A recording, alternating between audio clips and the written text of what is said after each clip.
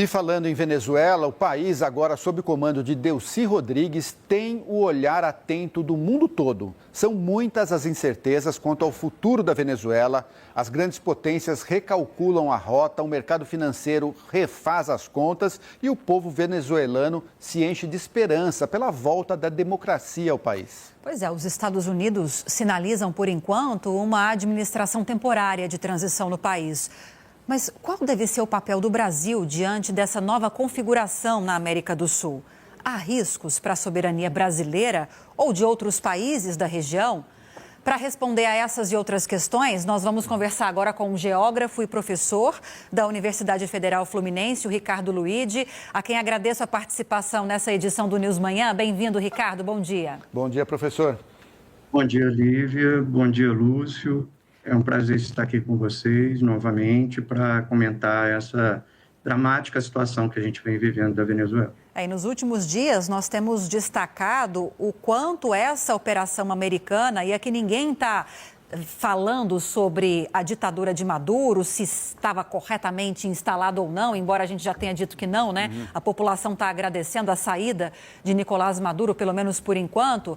É o precedente que se abre, porque se um país se acha no direito, ainda que seja o país mais importante e grandioso do mundo, os Estados Unidos, de violar a soberania de um país, retirar um ditador que seja um ditador de lá para responder a um processo no seu próprio país, isso abre um precedente perigoso para que o próprio Donald Trump faça isso também com outras nações. E já houve ameaças, inclusive em relação ao presidente da Colômbia, Gustavo Petro.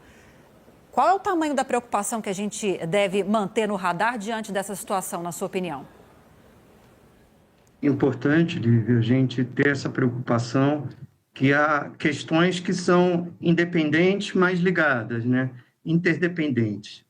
Uma questão é, a Venezuela tinha um regime autoritário e esse regime autoritário tinha problemas em administrar o país, tanto que tem essa questão da migração massiva de venezuelanos para o resto da América Latina, mas isso não autoriza o fato de o regime venezuelano ser um regime autoritário, não autoriza uma violação do direito internacional, porque essa violação do direito internacional na tomada da medida do Trump, ela causa instabilidade para toda a região e nos faz também temer se a soberania de outros países não será alvo de investidas americanas a partir de então.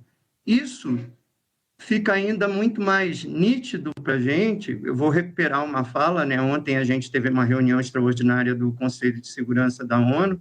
O embaixador brasileiro na ONU, o Sérgio Danesi, nos trouxe aquela questão, né, dos fins justificariam os meios. Então, isso é uma frase que é comumente atribuída ao Maquiavel, mas a gente sabe que não foi o Maquiavel que criou essa frase é uma leitura que foi feita posteriormente sobre a obra do Maquiavel, e a gente tem que ficar muito preocupado com isso. A fala do Donald Trump, no dia posterior à operação na Venezuela, deixa bem claro que, na visão do governo Trump e dos seus assessores, os fins justificariam os meios. Só que essa lógica de que os fins justificam os meios, ela traz insegurança, traz instabilidade para toda a região e abre precedentes, como você mesmo acabou de utilizar essa palavra, Lívia, abre precedentes para que outras violações sejam cometidas em nome de um determinado fim. Agora, professor Ricardo, qual é o papel que o Brasil deve ter diante dessa nova configuração de forças que se desenha, se redesenha, né, na América do Sul? Lúcio, o papel do Brasil, ele está operando, né, dentro dessa possibilidade. Eu queria aproveitar essa sua questão, porque muita gente fica pensando, vendo as notas diplomáticas de Brasil e de outras instituições e achando que as notas diplomáticas muitas vezes são pura retórica, não tem maior efeito, mas a gente tem que resistir à tentação de comparar a política internacional com a política doméstica. São mundos diferentes. E outra tentação que a gente tem que resistir é de fazer uma comparação imediata com a política internacional com o nosso cotidiano. A política internacional não é o nosso cotidiano. A maneira como a gente resolve os conflitos no nosso cotidiano é de uma forma, a maneira como a gente resolve os conflitos internamente no país é de outra forma, e a maneira como a gente resolve os conflitos e as disputas na política internacional é de uma terceira forma completamente distinta. Então, o Brasil ele tem tomado posturas que respeitam os princípios diplomáticos do Brasil, que defendem a soberania. O Brasil demorou muito, por conta de ser um governo mais de esquerda, demorou muito a reconhecer que o governo venezuelano de Nicolás Maduro era um regime autoritário, mas desde as últimas eleições, a postura do governo brasileiro tem sido enfática em não reconhecer as últimas eleições venezuelanas e, ao mesmo tempo, tentar não criar mais instabilidade. Venezuela é um vizinho brasileiro, é um parceiro importante, mas nós também não somos o principal parceiro da Venezuela, nem a Venezuela é o nosso principal parceiro no continente e no mundo. Isso torna o Brasil um ator um pouco menos decisivo no dia a dia, na condução da política venezuelana. Então, é importante que a gente mantenha essa nossa posição. O Brasil vem mantendo, a gente viu isso na questão do tarifaço, a gente viu isso nas questões mais recentes da política internacional.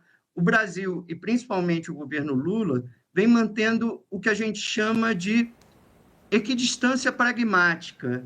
O que isso significa? Não se comprometer tanto nas questões internacionais que não envolvam diretamente o Brasil. Então, o caso da Venezuela nos interessa, nos envolve, nos preocupa, mas a gente tem que avaliar esse caso com muito cuidado e o Brasil não pode se arvorar a tomar decisões precipitadas, principalmente as pessoas que estão em posição de comando no Brasil. Essa é a forma de a gente lidar com as questões internacionais. Os conflitos internacionais podem ser resolvidos de duas formas, por acordos ou por guerra. Se você não quer guerra, a maneira de resolver é conversando, dialogando e tentando uma solução negociada. E é algo muito sensível, professor. A gente estava discutindo mais cedo como, em termos de diplomacia, cada palavra deve ser pensada de forma milimétrica. É para você não escorregar e, de repente, você ofender um dos lados. E aí uma questão que é retórica simbólica, como o que é tratado nessas notas, como essas discussões em nível desses organismos multilaterais, acabe afetando de forma concreta a relação entre esses países. E aí eu faço uma pergunta para a gente fechar, justamente focando nessa efetividade desses organismos.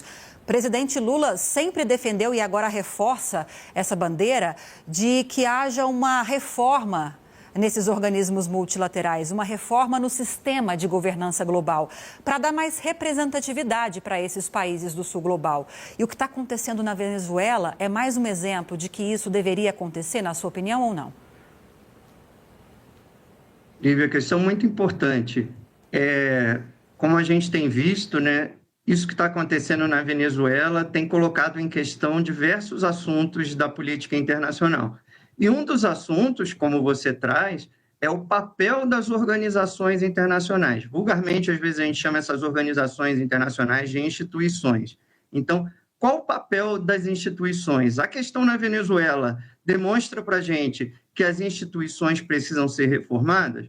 Bom, as principais organizações que a gente tem no mundo, as principais organizações internacionais que a gente tem no mundo, são organizações que foram criadas no pós-Segunda Guerra Mundial. Então, são organizações que têm aí os seus 80 anos de existência, se a gente falar no caso da ONU, e o sistema ONU e as demais organizações internacionais vêm sido criadas e têm tentado se estabelecer a partir daí. Sim, é preciso reformar essas organizações. Essa busca pela reforma das organizações existe há muito tempo e não é a questão venezuelana que está trazendo nenhuma nova justificativa para isso. Outros conflitos internacionais já tinham demonstrado a importância de se reformar a ONU, principalmente porque a ONU ela fica muito refém do seu Conselho de Segurança, que são apenas 5 países com poder de veto e que acabam tomando as principais decisões internacionais e muitas vezes de acordo com os seus interesses imediatos. Então, a gente precisa de uma reforma das organizações internacionais, a gente precisa reestabelecer o papel de cada país, e isso se torna muito nítido, é importante a gente falar no caso da Venezuela, por conta do papel dos Estados Unidos. A gente deve lembrar que essas organizações internacionais, principalmente a ONU, chegaram onde chegaram por conta da influência e do poder e do financiamento dos Estados Unidos.